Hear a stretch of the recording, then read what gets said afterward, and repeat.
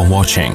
Don't forget to like, comment, share and subscribe to Mufti Tariq Masood, famous scholar. قرآن کے الفاظ ہیں کہ دلائل کی دنیا میں یہ کیا ہو چکے ہیں؟ عاجز آ چکے ہیں. تو اب یہ کیا چاہتے ہیں؟ اے محمد صلی اللہ علیہ وسلم لَيُزْلِقُونَكَ بِأَبْصَارِهِمْ، یہ چاہتے ہیں آپ کو آپ کی نگاہوں سے گرا دیں، آپ کو اپنی نگاہوں سے گرا دیں. تو باطل کے پاس یہ حربہ ہوتا ہے کہ وہ شخصیات پہ آ جاتا ہے، شخصیت پہ آ جاتا ہے. آپ دیکھیں جتنے لوگ علماء کے خلاف اس وقت جمع ہو چکے ہیں، ڈرامے بنائے جا رہے ہیں، فلمیں بنائی جا رہی ہیں، قربانی کا مذاق اڑایا جا رہا ہے، ڈراموں میں قربانی کا مذاق اڑایا جاتا ہے. کیا مطلب ہے؟ دلائل کی دنیا میں جب آپ عاجز آ گئے نا تو لوگوں کے ذہن سے ایک چیز کا احترام اور وقار آہستہ آہستہ نکالو، ختم کرو. جب بھی کسی شخصیت کا احترام ختم ہوتا ہے اس کی بات کی ویلیو ختم. اس لیے اسلام میں ادب کی بہت اہمیت ہے، ویلیو ہے. دیکھو کچھ چیزیں گوروں نے، کیونکہ نیچر کو تو وہ بھی مانتے ہیں نا کہ نیچر کا کوئی آلٹرنیٹ نہیں ہے، وہ گورے اس کو فالو کرتے ہیں، حالانکہ وہ 100% اسلام کی تعلیمات ہے. آج جو یونیورسٹیوں میں کالجز میں تربیت دی جا رہی ہے وہ کیا ہے؟ چھوٹے بڑے کا ادب اور تمیز آہستہ آہستہ ختم، کہ بھئی سب ایک جیسے ہیں تو میں اس کی بات کیوں مانوں، یا میں اس کو عزت کیوں دوں. آپ دیکھو فوج کا نظام کیا ہے، ایک فوجی کو اپنے آفیسر کی بے ادبی یا گستاخی کی قطعاً اجازت نہیں ہے. بلکہ یہاں تک بھی جو ہمیں معلومات ہیں کہ اگر کوئی آفیسر اپنے ماتحت سے اپنی عزت نہیں کرا سکتا تو یہ چیز اس آفیسر کی ترقی میں بھی رکاوٹ بنتی ہے. اس کی جو ہسٹری تیار ہوتی ہے نا اس میں یہ بات بھی نوٹ ہوتی ہے کہ اس کے ماتحت اس کی عزت نہیں کرتے. یعنی یہ آپ کا کمال ہے کہ آپ نے اپنے ماتحتوں سے اپنی عزت کروانی ہے. وجہ کیا ہے؟ اگر آپ کا ماتحت آپ کی عزت نہیں کر رہا، عین ممکن ہے وہ میدان جنگ میں آپ کی اطاعت نہ کرے. وہ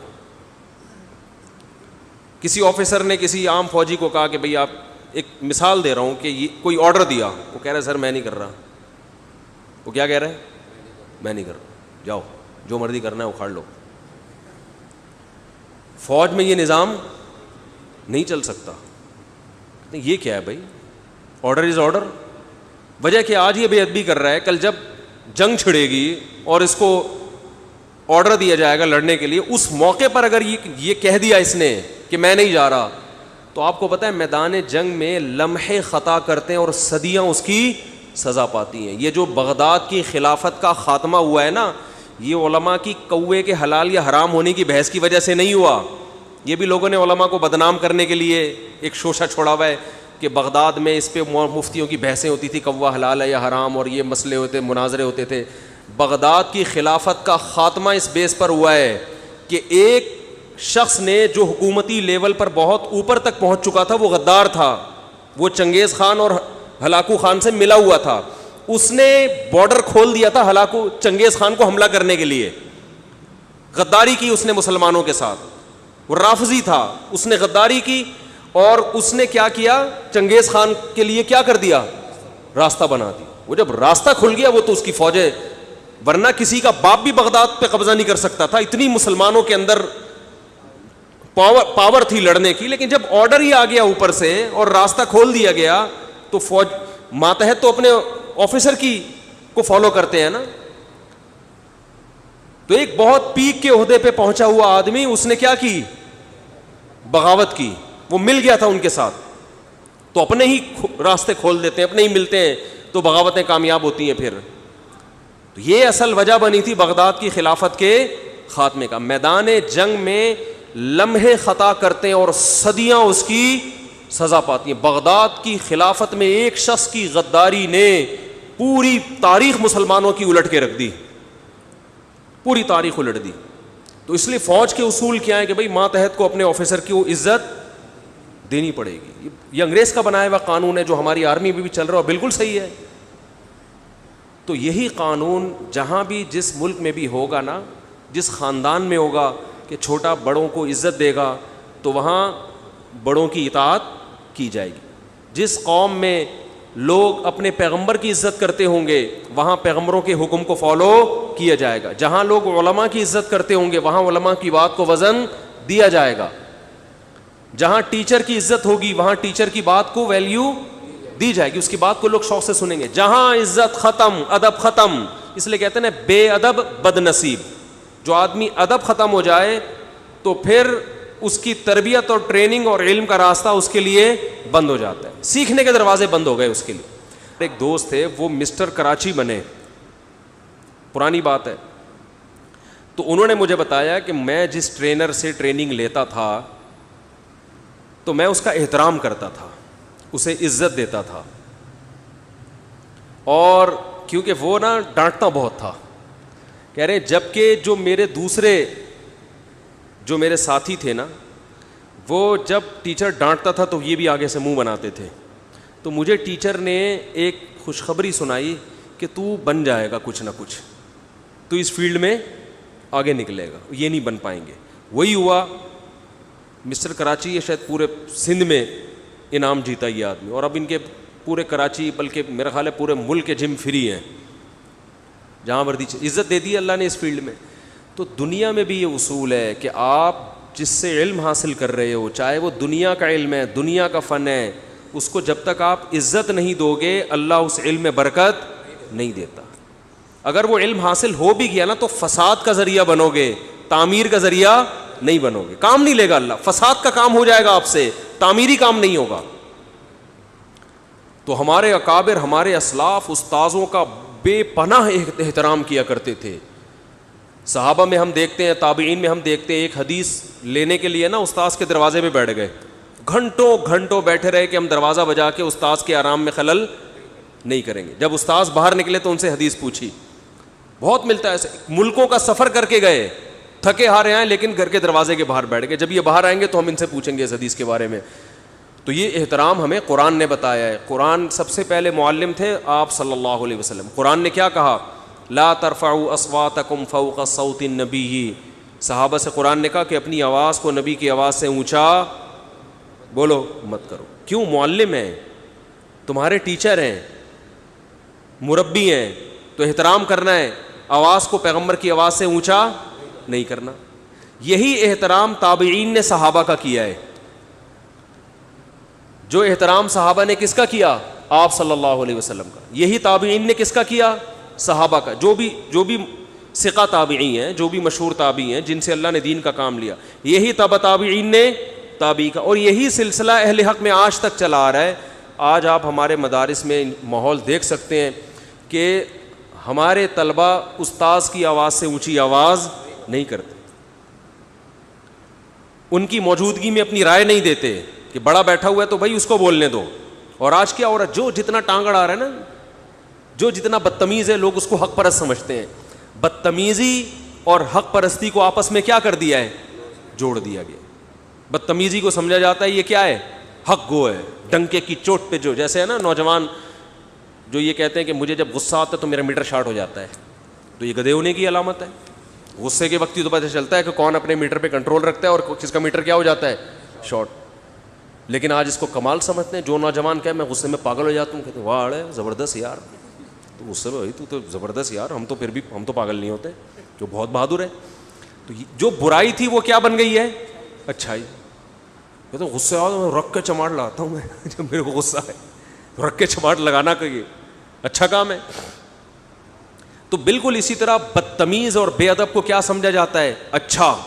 جو یونیورسٹی میں, کالج میں ٹیچر کا احترام نہ کرے, آنکھوں میں آنکھیں ڈال کے بات کرے, بدتمیزی کرے, وہ اس کو لوگ کیا سمجھ رہے ہیں؟ اچھا. جو استاذ کی ڈانٹ ڈپٹ برداشت کر رہا ہے, اس کا تھپڑ برداشت کر رہا ہے اور خاموشی سے سن رہا ہے, کوئی بات نہیں یار استاذ ہیں عزت دو, اس کو لڑکے کیا سمجھتے ہیں؟ پاگل بزدل آدمی ہے. ابے تو جواب دے ان کو, تو چپ کیوں کھڑا ہوا ہے؟ تیری انسلٹ کر دی, تیری بے عزتی کر دی. بھائی عزت کسی بڑے کے سامنے اگر وہ آپ کی بے عزتی کرے اور آپ خاموش رہیں تو خدا کی قسم اس سے عزت دار لوگوں کی نظر میں آپ کی عزت بڑھتی ہے. لڑو اپنے جیسوں سے, اپنے سے چھوٹوں سے, اپنے جیسوں سے لڑو اور اپنے سے لڑو کا مطلب یہ ہے کہ اپنے چھوٹوں کی بے عزتی پر آپ کو غصہ آئے پھر لڑو. یہ مطلب نہیں ہے کہ ان سے خام خامے جا کے لڑو. اپنے چھوٹوں کی بے عزتی پر آپ کو غصہ آئے تو سمجھ جائے, بڑے اگر کر رہے ہیں تو بھائی اللہ نے ان کو حق دیا یار, باپ ہے, ماں ہے, بھائی ہے بڑا, تھوڑی بہت سنا دی تو کیا ہے. ہم تو اللہ کا شکر ہے ہمارے گھر میں ایک ہمیں ایسا ماحول دیا گیا, بڑے ڈانٹتے رہتے تھے, ہم سنتے رہتے تھے, اچھا بھائی ٹھیک ہے جی. اور ہمارے دوستوں کے یہاں بھی ہم نے یہی دیکھا تھا. مجھے یاد ہے میرا ایک دوست بیل بجا رہا ہے اپنے گھر میں نا, گھنٹی بجا رہا ہے, گھنٹی پہ کھول نہیں رہا کوئی دروازہ, اتنے میں اس کا بڑا بھائی آیا, بولا بھونپو لے کے آ جا, چھت پہ چڑھ کے نا, مجھے اچھی طرح بھونپو لے کے آ. اتنی سنائی اس کو, اور یہ چھوٹا چپ کر کے کھڑا رہا ہے. پہلے ایسا ہی ہوتا تھا. اب اگر بڑا بھائی کہے نا بھونپو لے کے آ جا تو یہ جواب کیا دے گا؟ میں بھی تو گھنٹے سے بٹن پہ ہاتھ رکھ کے کھڑا ہوا ہوں, تم لوگ کو اتنی توفیق نہیں ملتی دروازہ کھولو, الٹا مجھے ہی سنا رہے ہو. آج فوراً جواب دینا شروع, یہ نہیں دیکھے گا یار بڑا ہے بولنے دو, بڑاس نکال لیں تو چپ کر کے نکل جاؤ نا. بڑے چھوٹے کی تو تمیز کی ایسی کی تیسی ہو گئی ہے. یہ ایسا لگ رہا ہے کچھ دنوں میں نا یہ ہمارا جو کلچر بننے والا ہے نا, اللہ معاف فرمائے, سخت الفاظ استعمال کر رہا ہوں, انسانوں کے بجائے گدھے گھوڑوں کا لگے گا کہ یہ گدھے گھوڑے رہتے ہیں یہاں پہ. یعنی ایسا لگے گا ہمیں. بیٹیاں ماؤں کے سامنے زبان چلا رہی ہیں, ماں کچھ سخت لفظ بولتی ہے, بیٹی فوراً کیا کرتی ہے آگے سے رپلائی. چپ رہنا آتا ہی نہیں ہے کہ یار خاموشی بھی کوئی چیز ہوتی ہے. شوہر بیوی کو ڈانٹے, فوراً جواب میں رپلائی آئے گا.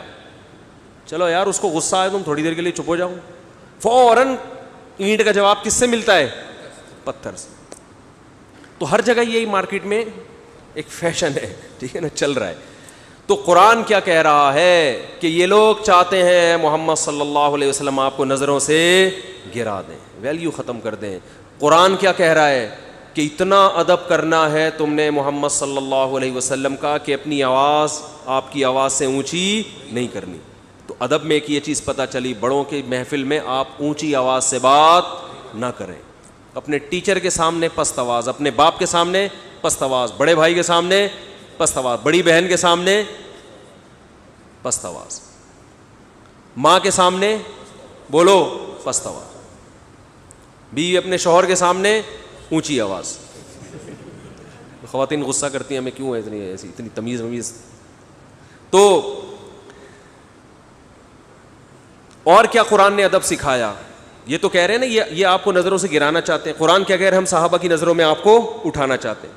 ایک اور احترام یہ سکھایا کہ سوال پوچھنے سے پہلے 100 دفعہ سوچو کہ یہ بے موقع سوال نہ ہو جائے, ٹائم ویسٹ نہ ہو. یہ جو ہے نا جو چاہو پوچھو, جو چاہے پوچھو, جو بھی آ کے اوٹ پٹانگ بیکار قسم کے سوال پوچھ رہا ہے, یہ بھی بے ادبی ہے. صحابہ کرام نبی صلی اللہ علیہ وسلم سے سوال پوچھنے سے پہلے بہت دفعہ سوچتے تھے کہ ایسا تو نہیں کہ آپ صلی اللہ علیہ وسلم غضبناک نہ ہو جائیں اس سوال پر کہ یہ فضول سوال کیوں پوچھا, کیونکہ بعض سوالوں پہ آپ صلی اللہ علیہ وسلم غضبناک ہوئے ہیں. ایک مرتبہ صحیح حدیث ہے, آپ صلی اللہ علیہ وسلم نے فرمایا کہ ہر مسلمان پر بیت اللہ کا حج فرض ہے. ایک صحابی نے عرض کیا یا رسول اللہ, ہر سال فرض ہے یا زندگی میں ایک دفعہ؟ آپ صلی اللہ علیہ وسلم کا چہرہ غصے سے سرخ ہو گیا. فرمایا انما اذا امرتکم بشیء فاتقوا اللہ ما استطعتم, جب میں کسی بات کا حکم دوں تو جتنی اللہ نے استطاعت دی اس کے مطابق عمل کرو. اور فرمایا تم سے پہلی امتیں سوالات کی کثرت کی وجہ سے ہلاک ہوئی ہیں. ہر سال کون کر سکتا ہے حج؟ یہ تو پاسبل ہی نہیں ہے نا. پھر فرمایا اگر میں کہہ دیتا کہ ہر سال تو تم پر کیا ہو جاتا؟ ہر سال فرض ہو جاتا. اس کو فقہاء نے ایک دوسرے انداز میں بیان کیا ہے کہ جب بھی کسی کو کوئی آرڈر دیا جاتا ہے نا تو اس سے مراد ایک بار ہی ہوتا ہے. مثال کے طور پر میں آپ سے کہتا ہوں پانی لے کر آؤ, تو مطلب کیا ہے؟ بار بار تھوڑی, بس ایک بار لاؤ گے تو آرڈر کیا ہو جائے گا؟ ختم. دوبارہ کہنے کے لیے مجھے دوبارہ آرڈر دینا پڑے گا. تو جب قرآن نے یا نبی نے کہا کہ حج کرنا فرض ہے, اس کا ویسے ہی مطلب کیا ہے؟ ایک ہی مرتبہ فرض ہے. نمازیں تو 5 مرتبہ خود نبی نے بتا دی نا کہ دن میں, ورنہ نماز کا اگر آرڈر دیتے تو وہ بھی زندگی میں ایک دفعہ ہوتی, لیکن وہ تو اپنے عمل سے بتا دیا کہ نہیں روزانہ 5 دفعہ پڑھنی ہے. تو صحابہ دیکھ چکے تھے کہ آپ صلی اللہ علیہ وسلم ہر سوال پہ خوش نہیں ہوتے, غضبناک بھی ہوتے ہیں. تو اس لیے صحابہ خوفزدہ ہوتے تھے. ایک اور مشہور حدیث ہے بخاری مسلم کی, حضرت عمر رضی اللہ تعالیٰ عنہ فرماتے ہیں کہ ہم رسول اللہ صلی اللہ علیہ وسلم کی محفل میں بیٹھے ہوئے تھے. یہ میں اس لیے اتنی ڈیٹیل بتا رہا ہوں کہ ابا سے بھی سب کچھ پوچھ لیتے ہیں. اماں سے بھی, اماں کو غصہ آتا ہے مجھ سے یہ کیوں پوچھ رہے ہو, وہ لوگ کہتے ہیں ہم نے پوچھا ہے نا. ہر بات ہر ایک سے پوچھنے کی نہیں ہوتی. ابا سے پوچھ رہے ہیں دوسری شادی کب کر رہے ہو آپ, اماں کے سامنے. ابا کہے گا تو مجھے مروائے گا, ابا آپ کو غصہ کیوں آ رہا ہے, تو پھر کیا خوشی ہوگی اس کو؟ بھائی تو چھپڑ میں پوچھ لیتا, کنارے پہ جا کے پوچھ لیتا. اماں سے پوچھ رہے ہیں, اماں ابا کا ارادہ تو نہیں ہے کہیں, تو اس پہ ابا کو بھی غصہ آئے گا, اماں کو بھی غصہ آئے گا, تو کیسی باتیں کر رہے ہیں ہم. وہ ایک ساس تھی نا, اس کی بہو خاموش مزاج, شادی ہو کے آئی, کچھ بولتی نہیں تھی. تو ساس نے بہو سے کہا بیٹا کچھ بولا کر, بہویں بولتی ہنستی بولتی اچھی لگتی ہیں, گھر کی رونق ہوتی, چپ کر کے بیٹھی رہتی ہے, کچھ تو پوچھا کر, کچھ سوال پوچھ لے, کچھ بات کر لے. اس نے کہا چلو کل پوچھوں گی. 24 گھنٹے سوچتی رہی کیا پوچھوں. اگلے دن آگے پوچھتی ہے کہ اگر تیرا بیٹا مر گیا تو بھی تو مجھے اسی طرح عزت دے گی؟ اس نے کہا تو چپ ہی رہا کر, تو سوال پوچھا, سوال شروع کہاں سے کیا؟ بیٹے کو مارنے سے. یہ بول میں مر گئی تو تیرے بیٹے کا کیا ہوگا؟ تو ہر حق بات پوچھنے کی نہیں ہوتی. عملی زندگی سے اس کا تعلق ہے, موقع ہے, سامنے والے کا موڈ دیکھو. میرے ساتھ جتنے لوگ اٹھتے بیٹھتے ہیں, میں اپنی تعریف نہیں کر رہا, وہ یہ کہتے ہیں کہ آپ خوش مزاج ہو. میرے دوست احباب بھی, حتیٰ کہ جامعۃ الرشید میں پڑھتا ہوں, میرے ساتھ اٹھنے بیٹھنے والے اساتذہ, وہ مجھے محفلوں میں بلاتے ہیں, یار بیٹھو یار. مشہور ہے میرے بارے میں کہ حقیقت تو اللہ ہی جانتا ہے, مشہور یہی ہے کہ میں کیا ہوں, خوش مزاج. مشہور ہے کہ بھائی گپ شپ والا آدمی ہے, ہنسی مذاق والا آدمی ہے, چہرے پہ مکھی نہیں بٹھا کے, مشہور یہ ہے. آپ تحقیق کر لیں دوست, آپ سے پوچھ لیں. لیکن اس کے باوجود بعض لوگ اتنا تنگ کرتے ہیں کہ میٹر گھوم جاتا ہے. ابھی کچھ دن پہلے میں بیٹھا ہوا ہوں, میں بہت نا ٹینشن میں کسی کام میں لگا ہوا ہوں, تو تحقیق کر رہا ہوں, دیکھ بھی رہے ہیں کہ مفتی صاحب بہت سخت مصروف ہے, ایک بندہ سر پہ چڑھ گیا, مفتی صاحب یہ اس مسئلے کا جواب دیں. میں نے کہا یار ابھی میں دیکھ رہے ہوں, میرا دماغ کہیں اور لگا ہوا ہے. وہ بہت حساس نوعیت کا مسئلہ تھا, مجھے ابھی یاد بھی نہیں. میں نے کہا یار میرا دماغ ابھی کہیں لگا ہوا ہے, آپ تھوڑا سا وہاں بیٹھ جائیں. مجھے ذرا پھر آ گیا, مفتی صاحب تو میری آواز اونچی ہوگی, میں نے کھری کھری سنا دی. میں نے کہا میں گدھا ہوں, میں انسان ہوں, میں کیا ہوں بھائی, دیکھا تو کرو. ایک آدمی ایک چیز میں مصروف ہے, وہ کسی ٹینشن میں بیٹھا ہوا ہے, اور لگ بھی رہا ہے اس کے چہرے سے, دماغ اس کا کہیں, پھر آ کے اس پہ مسلط, پھر آپ اس کے مسلط. تو میں نے ان کو سنا دی. سنانے کے بعد پھر وہ کہ نہیں 2 منٹ کی بات, نہیں 2 منٹ کی بات. میں نے کہا یار اب تیسری دفعہ سناؤں گا اپنے اخلاق ہی خراب ہوں گے. میں وہاں سے اٹھ کے چلا گیا. پھر جب میرا غصہ ٹھنڈا ہوا تو پھر میں نے بندے سے کہا بلاؤ یار, یہ پھر جا کے بولیں گے مفتی طارق مسعود صاحب کے اخلاق کیا ہیں, خراب ہیں, بدتمیز ہیں, ڈانٹتے ہیں, کہیں بلاؤ یار, سوری موری کرتے ہیں. پتہ نہیں وہ مارکیٹ سے شارٹ ہو گیا, تو سن رہا ہو تو سوری. ٹھیک. امام شافعی فرماتے ہیں من اغضب فلم یغضب فہو حمار, کہ جس کو غصہ دلایا جائے نا, ایک حد تک کنٹرول کرتا ہے انسان غصے پہ. فرمایا پھر بھی اس کو غصہ آنا ہے نا, وہ گدھا ہے.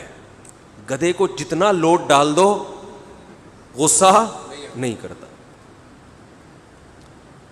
بن حرکتیں تو گدھے والی کر رہا ہے. تو حضرت عمر, میں وہ واقعہ سنا رہا تھا حضرت عمر رضی اللہ تعالیٰ عنہ کا. تو پہلے میں یہ بتا دوں کہ گھروں میں بھی سوال پوچھنے سے پہلے سوچنا چاہیے کہ حضرت جو بھی بڑے ہیں, آپ کے ابا ہیں, چاچا ہیں, ماما ہیں, خالو ہیں, جو بھی ہیں, کہ یار ایسا نہ ہو ان کو برا لگ جائے. تو 10 دفعہ انسان سوچے پوچھنے سے پہلے کہ یہ پوچھنے کی بات ہے بھی یا نہیں ہے. ایسا نہ یہ اپنی بے عزتی محسوس کریں اس میں. تو حضرت عمر رضی اللہ تعالیٰ عنہ حدیث کے راوی ہیں, مشہور حدیث جس کو حدیث جبریل کہا جاتا ہے, کہ آپ صلی اللہ علیہ وسلم کی محفل میں ایک شخص آیا,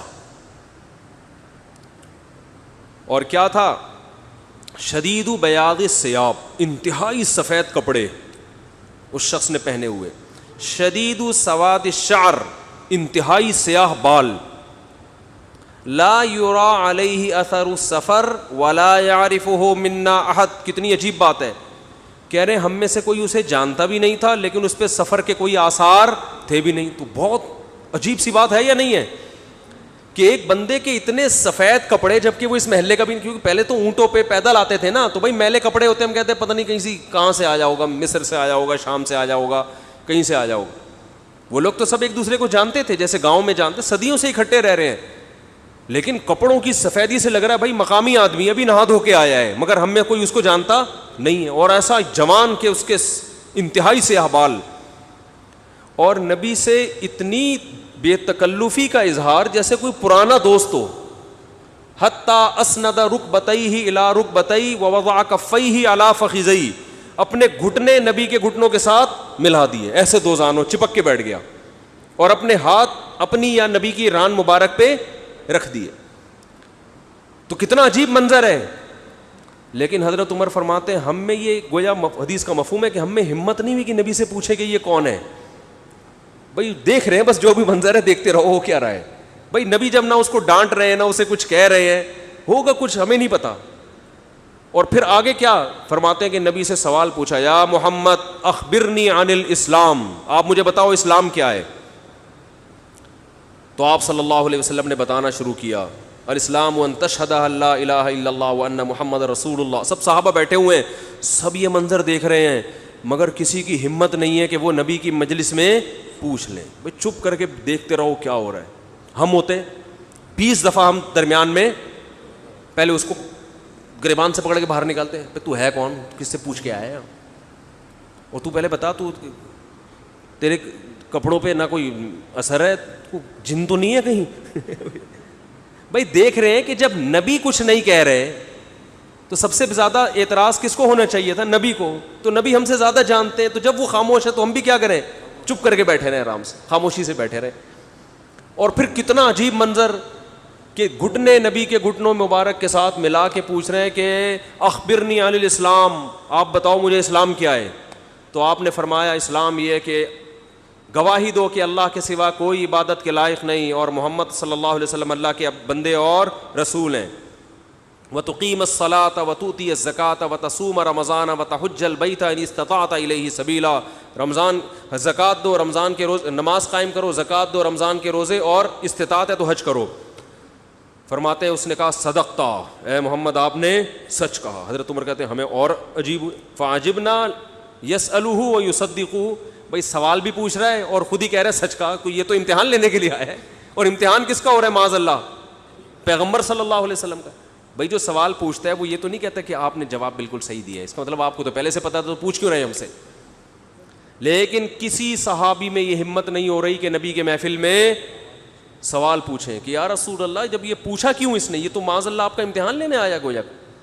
پھر اس نے پوچھا, جبریل, وہ بعد میں پتہ چلا وہ فرشتے جبریل علیہ السلام تھے. پھر پوچھا کہ مل ایمان کیا ہے, مل ایمان. تو انہوں نے آپ صلی اللہ علیہ وسلم نے فرمایا ایمان یہ اللہ پر, اس کی کتابوں پر, اس کے رسولوں پر, اس کے فرشتوں پر, آخرت کے دن پر, تقدیر پر ایمان لایا جائے. صدقتا, سچ کہا. پھر انہوں نے پوچھا کہ احسان کیا ہے. پھر آپ نے فرمایا ان تعبد اللہ کأنک تراہ فإن لم تکن تراہ فإنہ یراک, اللہ کی ایسے عبادت کرو جیسے تم دیکھ رہے ہو, کیونکہ وہ تو تمہیں دیکھ رہا ہے. صدقتا, اس نے کہا بالکل سچ کہا. کہا متی الساعہ, قیامت کب آئے گی. تو آپ صلی اللہ علیہ وسلم نے یہ نہیں فرمایا لا ادری, مجھے نہیں پتا, کیونکہ آپ کو معلوم تھا کہ جیسے مجھے نہیں پتا سامنے والے کو بھی نہیں پتا. سمجھ رہے ہو, یہ کسی کو بھی نہیں پتا. تو یہاں آپ نے جواب میں یہ نہیں کہا مجھے معلوم نہیں ہے, بلکہ آپ نے بتا دیا کہ جیسے تمہیں معلوم نہیں ہے, یہاں تم صدقہ نہیں کہہ سکتے, جیسے مجھے معلوم نہیں ہے تمہیں بھی. اس لیے آپ نے فرمایا مل مسئول عنہا باعلم من السائل. عربی بڑی خاندانی زبان ہے, خدا کی قسم. عربی جو ہے نا بڑی پیاری زبان ہے, کسی کو صحیح آتی ہو تو عربی کی بلاغت کا عربی میں ہی مزہ ہے. مل مسئول عنہا باعلم من السائل, جس سے پوچھا جا رہا ہے وہ پوچھنے والے سے زیادہ نہیں جانتا. جس سے پوچھا جا رہا ہے وہ پوچھنے والے سے زیادہ نہیں جانتا. قرآن کی بعض آیتیں ایسی وجد والی ہیں نا کہ مزہ آتا ہے ان کو پڑھنے میں. جو موسیٰ علیہ السلام کو اللہ نے کہا تھا نا قلنا لا تخف انک انت الاعلی, اس کا اردو میں ترجمہ نہیں بنتا. موسیٰ علیہ السلام کے سامنے جب جادوگر تھے نا تو جادوگروں نے ہزاروں لاٹھیاں پھینکی, سانپ بن کے حضرت موسیٰ کی طرف دوڑنے لگیں. قرآن کہہ رہے فَأَوْجَسَ فِي نَفْسِهِ خِيفَةً مُوسیٰ, موسیٰ نے دل میں کیا محسوس کیا؟ خوف. دیکھو قرآن کے الفاظ یہ نہیں ہے کہ موسیٰ گھبرانے لگے, کیونکہ اگر گھبرانے لگتے نا دشمن پہ روب ختم ہو جاتا, دشمن کہتا ہار گئے. قرآن دل کی کیفیت بیان کر رہے ہیں. موسیٰ نے گویا اپنے ظاہر پہ کنٹرول کیا ہوا تھا, سمجھ رہے, ظاہر پہ کیا کیا ہوا تھا حضرت موسیٰ علیہ السلام نے؟ کنٹرول کے مجھے بالکل گھبراہٹ نہیں ہے, لیکن قرآن دل کی کیفیت بیان کر رہا ہے. دل میں کیا تھا؟ خوف. یہ بلاغت ہے. فَأَوْجَسَ فِي نَفْسِهِ, خافا موسیٰ نہیں ہے, موسیٰ خوفزدہ ہو گئے. اس لیے ہم کہتے ہیں نا فلاں خوفزدہ ہو گیا, تو اس سے یہ متبادر ہوتا ہے کہ یعنی دیکھنے میں ایسا لگ رہا تھا کیا ہو گیا, اس خوف کے آثار دل سے کہاں آئے؟ جسم پہ. حضرت موسیٰ نے اپنے اوپر کنٹرول کیا کہ یہ اتنا بڑا مقابلہ ہو رہا ہے اسلام اور کفر کا, ایمان اور کفر کا, کہ اگر میں گھبرانے لگا نا ان کے سامنے تو یہ ان سے ان کا مرال کیا ہو جائے گا؟ بلند. تو قرآن کہہ رہا ہے اوپر سے تو بڑے کانفیڈنس کے ساتھ, لیکن دل کی کیفیت کون جانتا ہے؟ اللہ. فَأَوْجَسَ فِي نَفْسِهِ, قرآن کہہ رہا ہے دل کے اندر موسیٰ کو خوف محسوس ہوا. قُلْنَا, ہم نے کہا, ہم نے کیا کہا؟ دل کے اندر وحی کی اللہ نے بھی. دل گھبرا رہا ہے تو دل میں وحی کی, لا تخف, اے موسیٰ خوف مت کر, انکا انت الاعلی, آج کے دن تو ہی غالب ہوگا. یہ نہیں کہا انکا الاعلی, نا نا نا نا نا نا, انکا الاعلی نہیں کہ تو غالب ہوگا. انکا, دیکھو انکا معنی بھی وہی ہے جو انکا انتا ہے, کا مطلب بھی تو, انتا کا معنی بھی تو. تو جب ایک دفعہ کا کہہ دیا تو دوبارہ انتا کہنے کی کیا ضرورت ہے بھائی؟ ابے چھوڑو یار, رہنے دو, تم لوگ کو بہت مشکل ہے بات سمجھانا. جو مجھے مزہ آ رہا ہے نا اس آیت میں, وہ آپ سوچ بھی نہیں سکتے. قرآن یہ نہیں کہہ رہا انک الاعلی کہ تو کیا ہو جائے گا, تو ہی برتر ہوگا, تو ہی غالب ہوگا.